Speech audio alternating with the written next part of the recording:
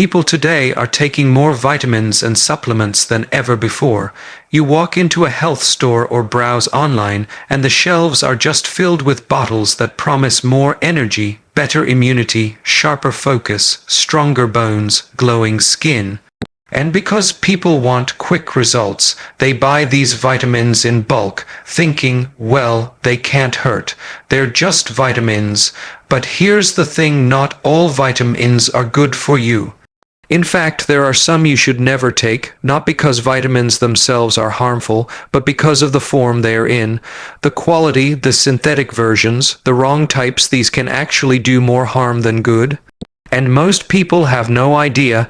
Let's start with vitamin C, because everyone thinks this one is harmless. When you feel sick, when you want to boost your immune system, what do? You grab some chewable vitamin C tablets, right? But most of the vitamin C you buy in stores is just ascorbic acid. That's a fraction of the vitamin C complex that exists in nature. Real vitamin C in foods like peppers, berries, or sauerkraut comes with bioflavonoids, rutin, copper, tyrosinase, a whole complex. And your body needs those co-factors to actually use the vitamin C. When you take plain ascorbic acid, it's like giving your body a steering wheel without the car. Yes, it can act as an antioxidant, but you're missing the whole picture. And long term, if you're relying on synthetic ascorbic acid, you could end up with imbalances because your body keeps pulling factors from its reserves to make up for what's missing. So you think you're strengthening your immunity, but you may actually be depleting yourself. Now, let's talk about folic acid. People see folic acid and think it's the same as folate, but they're not the same. Folate is the natural form, found in leafy greens, liver, legumes. Folic acid is synthetic. And here's the problem: folic acid has to be converted in your liver into the active form called methylfolate. For many people, especially those with an MTHFR gene mutation, this process doesn't work well. So what happens? The folic acid just sits there, unmetabolized, floating around, blocking your folate receptors. That means even if you eat folate-rich foods, your cells can't access it properly. It's like having the wrong key stuck in the lock. And if a pregnant woman takes high amounts of folic acid thinking she's protecting her baby, but she can't convert it, she may actually increase her risk of problems instead of lowering them. The better choice is always methylated folate, the form your body can use directly. Then we have B12. If you've ever bought a B12 supplement, chances are it said cyanocobalamin on the label. That's the cheap form, the synthetic one, and the word cyanocobalamin literally has cyanide in it. That's because there's a cyanide molecule attached to the B12. Now, yes, the amount is tiny, but still, why take that when there are natural forms like methylcobalamin, hydroxycobalamin, or adenosylcobalamin? Those forms are bio-identical. They're the ones your body can actually use to build red blood cells, support your nervous system, and make energy. Cyanocobalamin, on the other hand, has to be converted by your body. And if your liver is sluggish, if you're stressed, if you have gut issues, that conversion doesn't happen efficiently. So you're wasting your money, and worse, you're putting extra stress on your detox system just to get a fraction of the benefit. Vitamin E is another one people don't realize can be harmful. When you see vitamin E in a supplement, check the label. If it says dialpha tocopherol, that's synthetic. Your body doesn't recognize it the same way it recognizes natural vitamin E.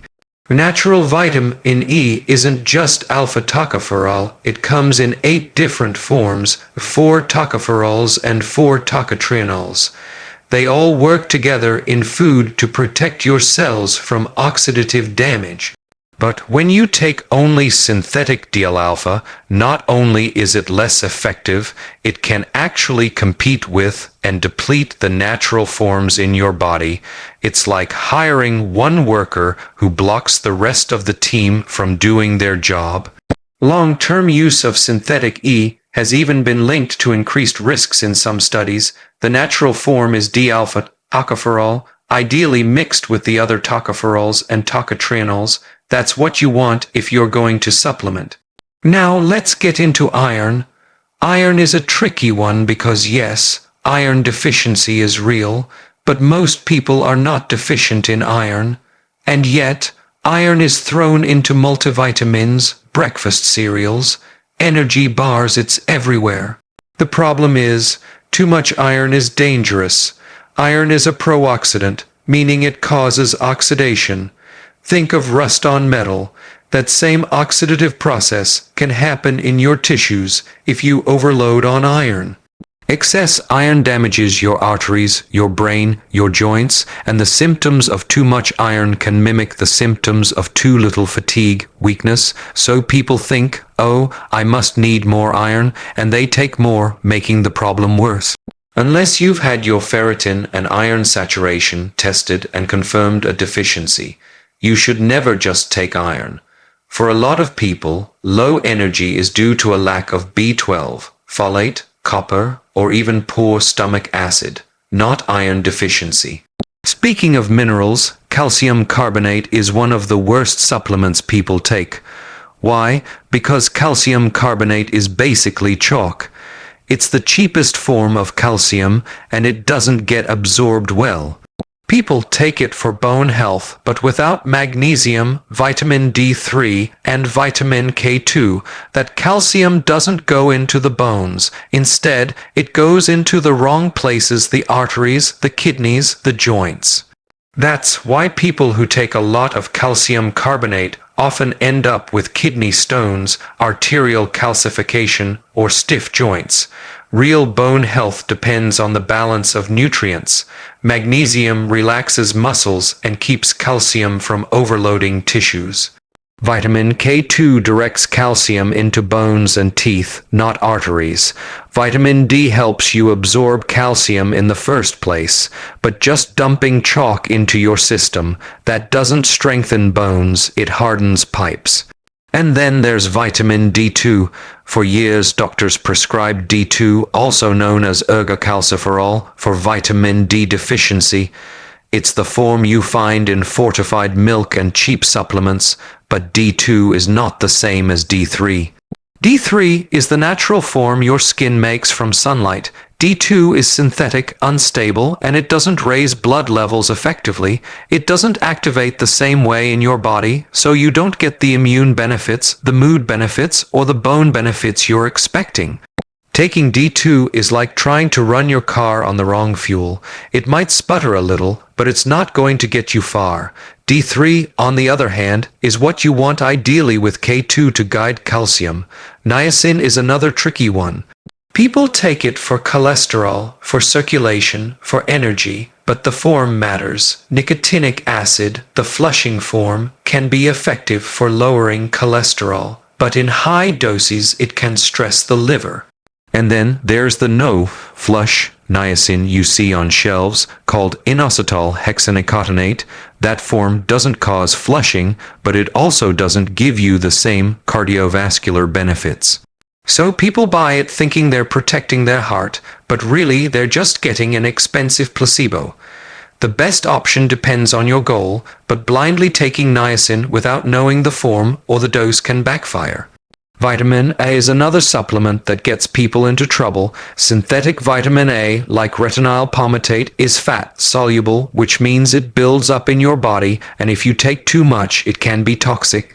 Symptoms of vitamin A toxicity include headaches, bone pain, liver issues, even birth defects in pregnancy. Now, vitamin A is crucial. It supports vision, immunity, skin health, but the safest way to get it is from food like liver, eggs, or butter. Beta-carotene from vegetables can convert into vitamin A, but only if your body is good at that conversion. Some people convert very poorly, which means they rely more on preformed vitamin A from animal foods. The key is balance. Too much synthetic vitamin A without enough vitamin D can throw your body out of whack because A and D work together, and that brings us to the multivitamin. This is where most people go wrong. They think, I'll just take a multivitamin and I'll be covered, insurance for my diet. but most multivitamins on the market are made with the cheapest, lowest quality forms of each vitamin. They contain folic acid instead of folate, cyanocobalamin instead of methylcobalamin, calcium carbonate instead of more absorbable forms, synthetic E, synthetic A, ascorbic acid. They're a cocktail of everything we just talked about. And to make matters worse, they often throw in trace amounts of dozens of things, not enough to actually benefit you, just enough to print it on the label, and then they load it with fillers, binders, colors. So you're swallowing a handful of synthetic powders that your body either can't use, doesn't need, or actively struggles against. You think you're protecting yourself, but you're wasting money and maybe harming your health. The key takeaway here is that vitamins aren't just about the name on the bottle. Vitamin C isn't vitamin C unless it comes with its cofactors. Folate isn't folic acid. B12 isn't cyanocobalamin. Calcium isn't calcium carbonate. Vitamin D isn't D2. Vitamin E isn't synthetic D-alpha. The form matters, the source matters, the balance with other nutrients matters. Taking the wrong form is like trying to unlock your front door with the wrong key. It looks like it should fit, but it doesn't turn the lock, and sometimes jamming the wrong key in can even break the lock. So when you're choosing supplements, don't just grab the cheapest bottle or the one with the biggest label. Look deeper, ask, is this the natural form? Is it bioavailable? Does my body actually use it? Does it come from food or is it synthetic? Because when you put the right things into your body thrives. But when you put in the wrong things, even if they're labeled as vitamins, you could be creating more problems than you're solving.